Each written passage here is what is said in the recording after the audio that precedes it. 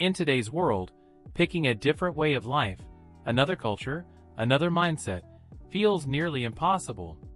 It's like trying to buy both a Porsche Cayenne and a Ford Focus at the same time. You want both, but how do you choose? You can't. So you just stand there, stuck, watching yourself hesitate. I remember once going to a wise man, one of those folks who doesn't say much but always hits the nail on the head. I told him, "There are two women in my life, and I don't know who to choose." He didn't blink, just looked at me and said, "Don't stress. One of them will fade away on her own." And that's exactly what happened. Now, that sounds a little too calm for a guy like me, so I joked, "At least pass me the glasses from the top shelf if we're being so wise."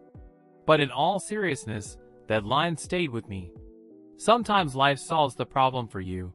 You just need to let it breathe. Now here's where things take a turn. People throw around the word hero like it's candy. But what even is a hero these days? Is it the guy who takes a punch in the face without flinching? Or the one who runs out for milk without being asked? That's mythology, man.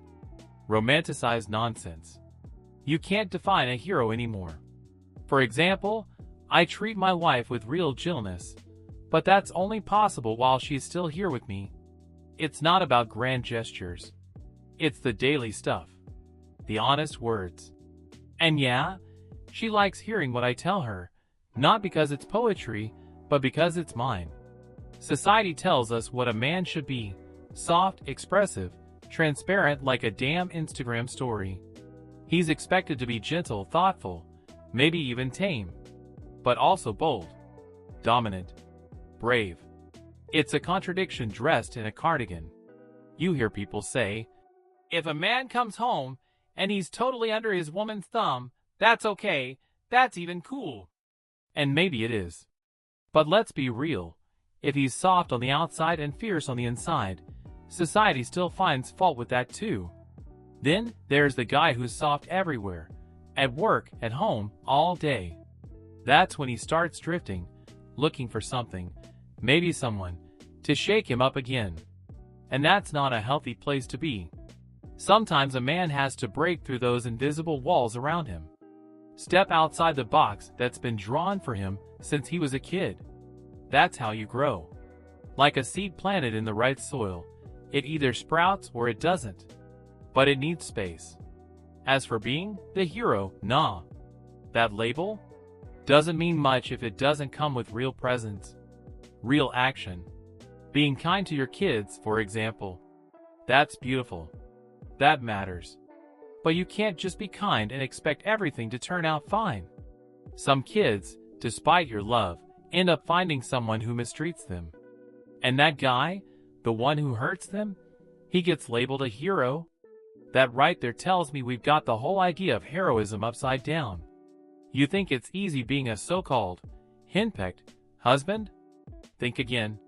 You gotta be one seriously strong man to let a woman you love call the shots. Not because you're weak, but because you're solid enough to take it. You're not getting pushed around by the whole world, just by your own. And that's different. That's personal. That's earned.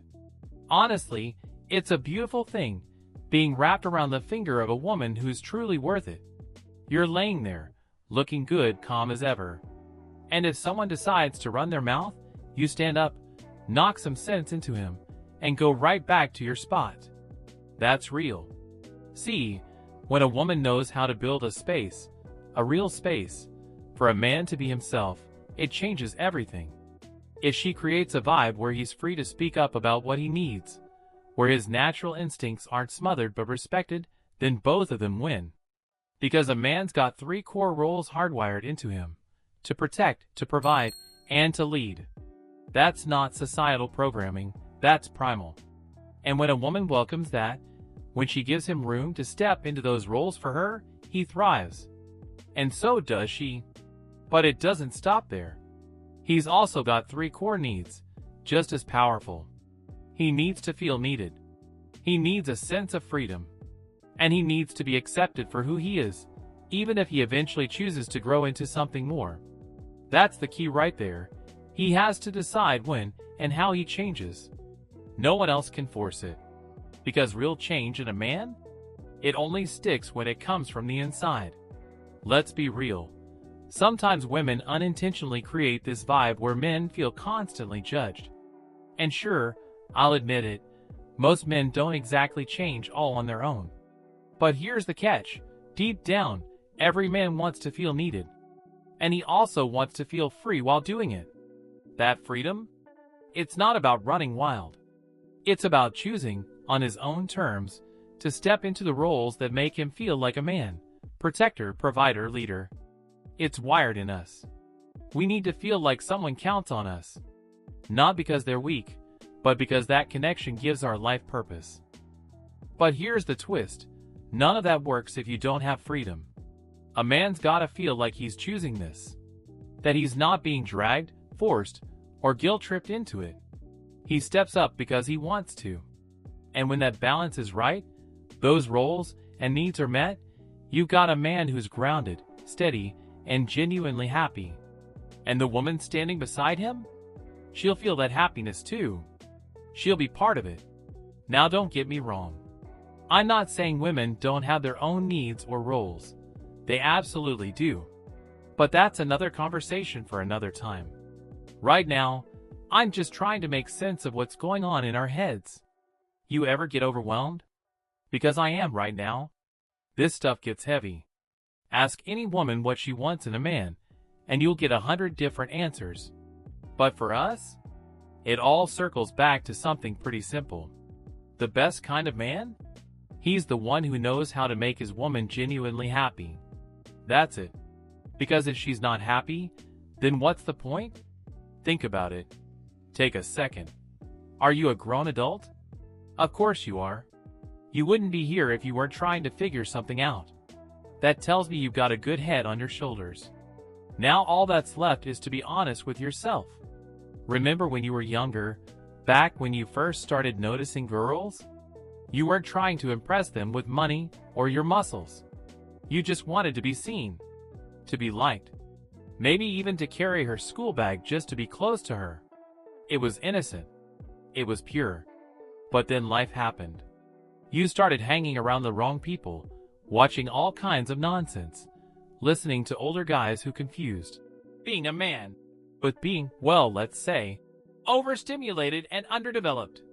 They started feeding us garbage. Buy her this, take her here, sleep with her there.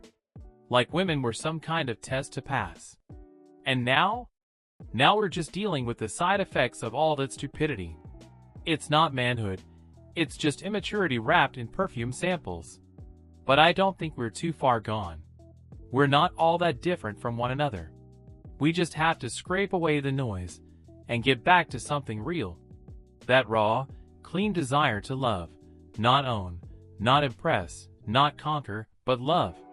You know what love feels like? Like tasting caramel for the first time. If she still feels sweet to you, if you look at her like she's the only caramel in the whole damn store, you marry her. That's it. That's your sign. And how do you make her happy? It's not rocket science. A wise man once said, take a piece of paper, write down 30 things you're going to do for her, and do half of them. You'll be way ahead of the game.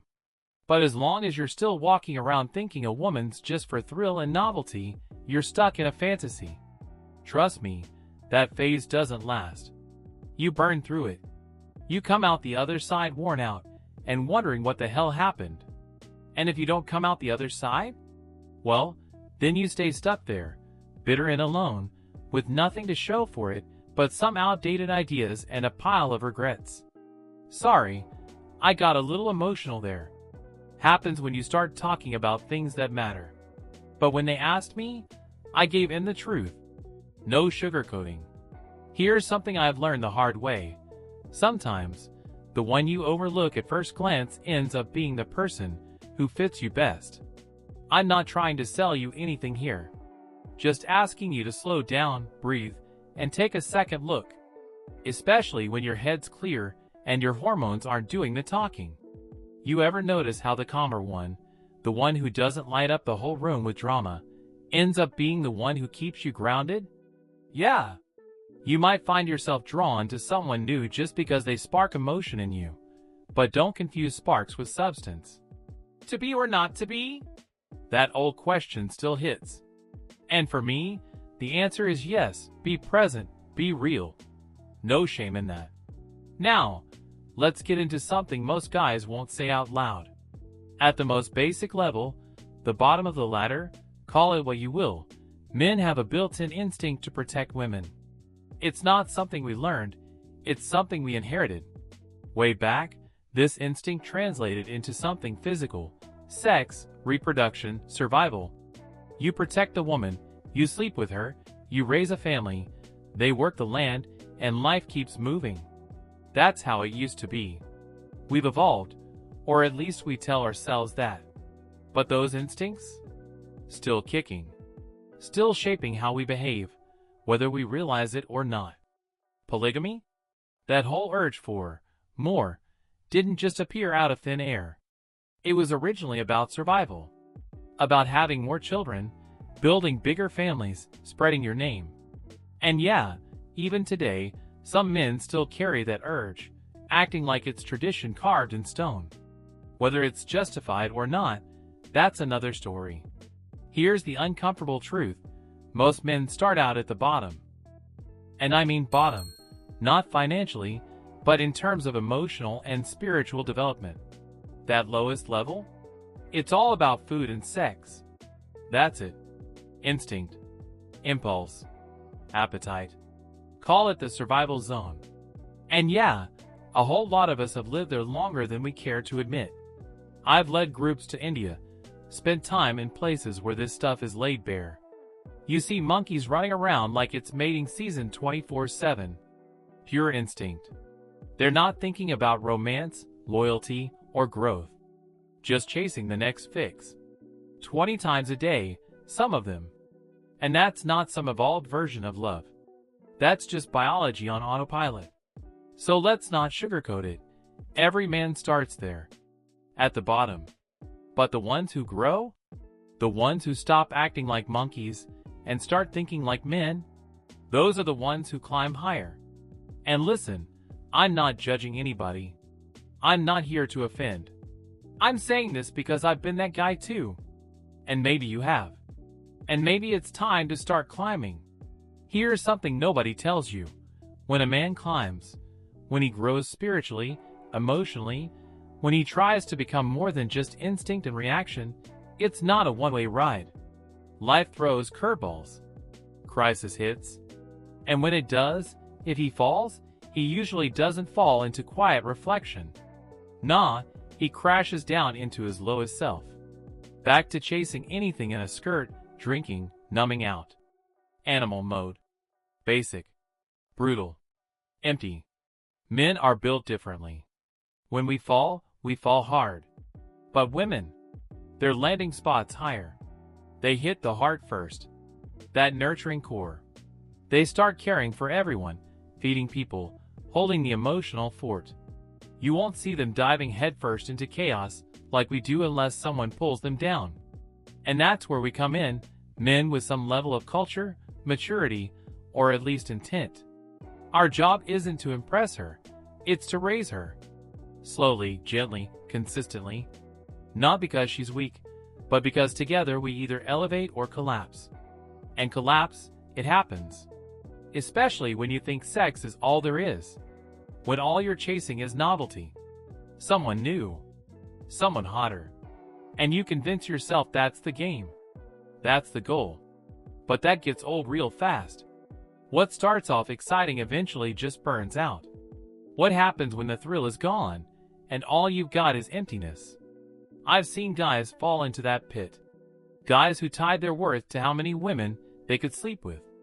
And when that stopped working, when it no longer impressed them or anyone else, they were left with nothing. No deeper connection. No legacy. No love.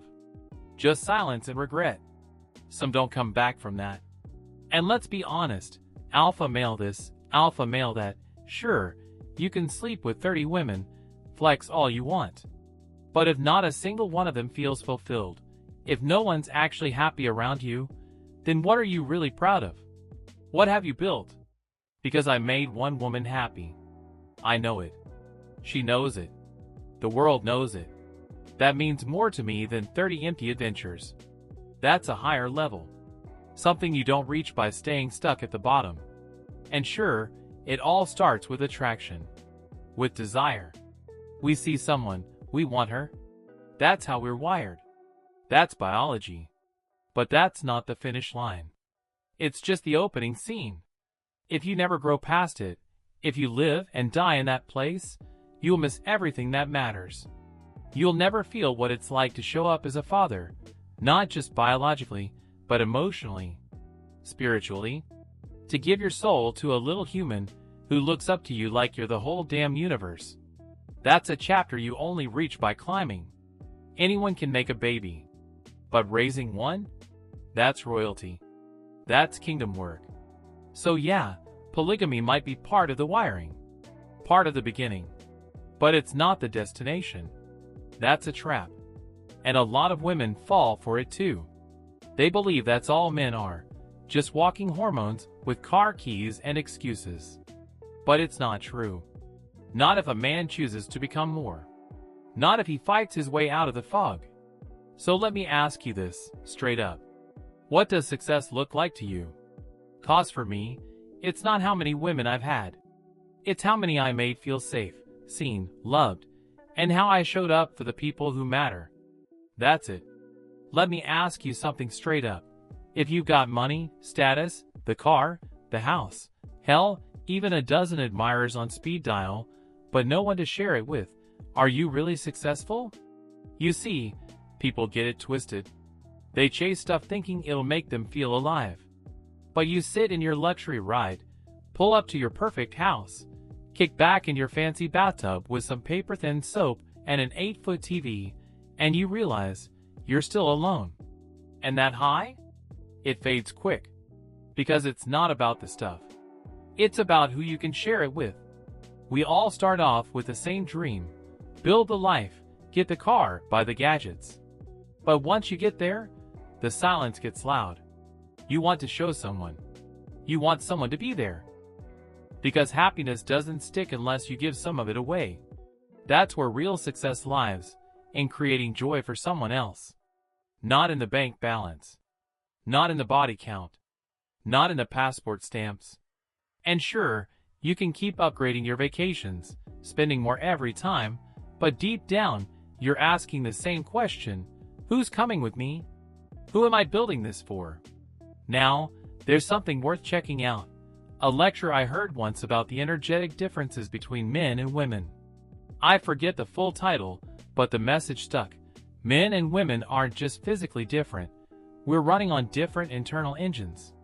A man creates a space where a woman can flourish in her roles. Wife, mother, muse, nurturer. And when she can live those roles fully, guess what? He gets to be who he really is too. Protector, provider, leader. It's a two-way street. And chemically, this isn't just poetry, it's biology. Women produce oxytocin when they feel emotionally close and safe. It lowers their stress, makes them feel grounded. Men? We need testosterone.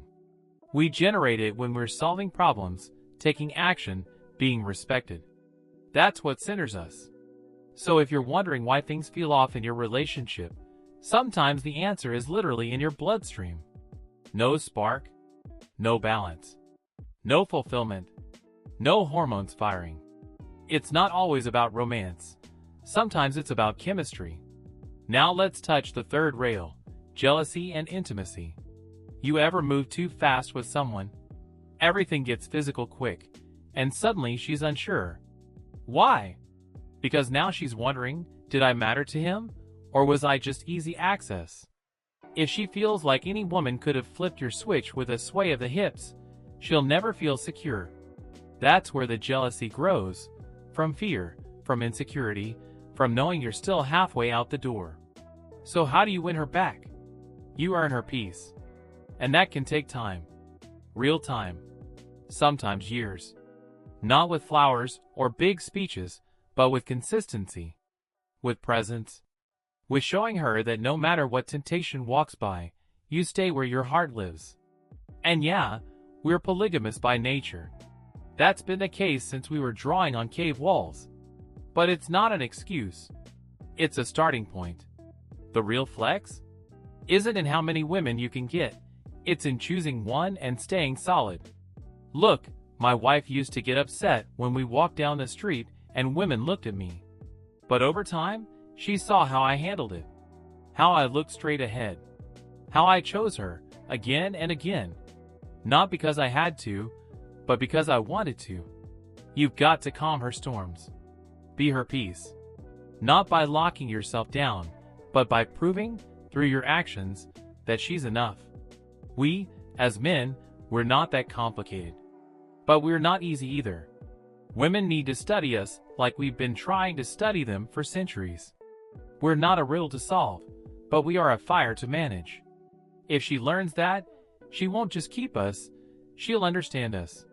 And once a woman understands her man, that's when everything changes. You know, people say men are simple. And they're right. I'm a man, I get it. We're not a 1,000-piece puzzle. If you break us down, we're made up of a few key parts. Maybe 8, not more. Maybe less, depending on the day. Now me? I'm rough around the edges. Not subtle. You though? You're carved out of something smoother, more refined.